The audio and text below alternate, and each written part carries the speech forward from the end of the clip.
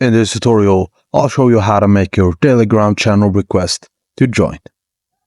Begin by opening your Telegram app and log in to your account. And then navigate to the chat page of your channel. Tap on the channel name to open the channel details and tap the pencil icon located in the top right corner. Change the channel type to private if it's currently set to public. Scroll down to find the Manage Invite Link option.